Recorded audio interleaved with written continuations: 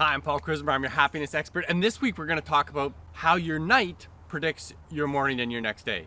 And would you believe it if I said to you that science knows that the activity that you're doing the night before is highly predictive of how you're going to feel the next day. And it's this idea that we can instruct ourselves to behave a certain way in the evening and then have a different kind of outcome the next day. And of course this makes common sense if I said, boy, if you were really wasted the night before and had, tied one on and had a whole bunch of beer or something, woke up the next day and you had a hangover and you felt terrible. Well, that might be expected, but what I'm going to share with you this week is really quite surprising, powerful, and a tool that you can use in your own life to make your life happier and more successful. So stay tuned.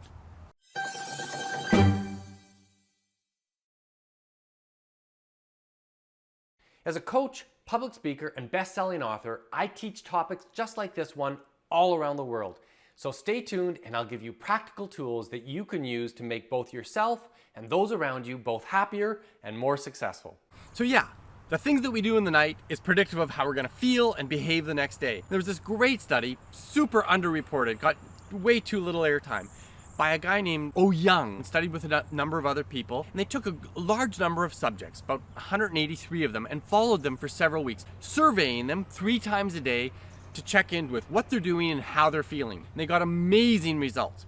And the main thing they were looking at in the first survey in the evening was what kind of activity people were doing in their relaxation, off work time. And were they engaged in activities that were about mastery or relaxation? Were they essentially learning something, developing a skill, or were they just chilling?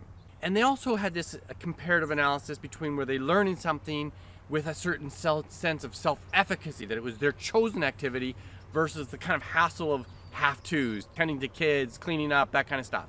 And they got amazing outcomes. The people who were engaged in mastery activities woke up the next morning and began their work with a much elevated sense of mood. They were excited, they were inspired, they were joyful. People who were engaged in building themselves somehow began the next day in a higher mood, in a better mood. And that's a little surprising because sometimes we think, well, we work hard all day long and then when we have the evening time, we want to just chill out and relax and that should help us wake up the next day feeling good. But the science shows otherwise. The science shows that relaxation is all very well and good for your mood at that time when you're in the middle of the relaxation, but it's not predictive of high emotions and good outcomes the next morning. And so if we can be engaged in mastery activities in the evening where we have this sense of chosen activity, then not only should we enjoy the activity we've chosen, but we're going to feel better the next morning. And it was important that it be self-chosen and not the kind of hassles that we often have to deal with. Cleaning our houses, taking care of kids, doing administrative stuff, paying our taxes, all that kind of stuff. Not that. That's not what we're talking about. We're talking about activities like learning a new language, volunteering for an organization you care about, doing a hobby, some way that we're building ourselves and feeling this sense of mastery over some skill or task that we want to achieve, that we've chosen that we want to achieve. And not only do we get this higher elevated mood in the morning, which is really cool, but here's the kicker. In the afternoon, when most people are beginning to have less energy and excitement about their workday, people who had done mastery activities the evening before, by the afternoon they felt that they were in a proactive state of mind, that they were future oriented, that they were designing processes, achieving outcomes, presenting information often to others, owning processes. They had this proactivity, self-efficacy, this sense of agency that they can get what they want and just apply their effort and get it done. Amazing stuff. So choose an activity in the evening that develops yourself, causes some level of personal growth. You'll wake up happier and you'll be more effective at work. That's a pretty cool formula and a highly underreported study. And I hope there's some juicy stuff for you to think about. How do I spend my evenings? And I get it.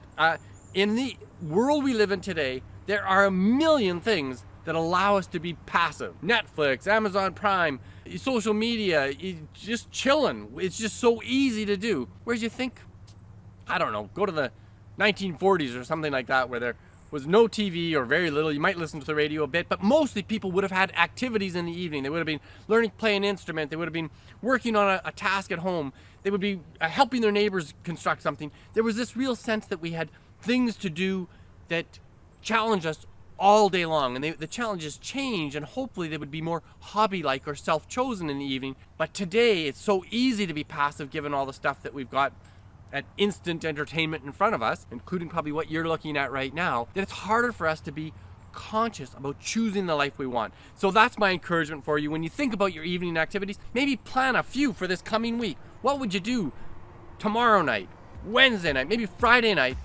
It's a chosen self-mastery activity, because that's going to be predictive of your happiness and your success.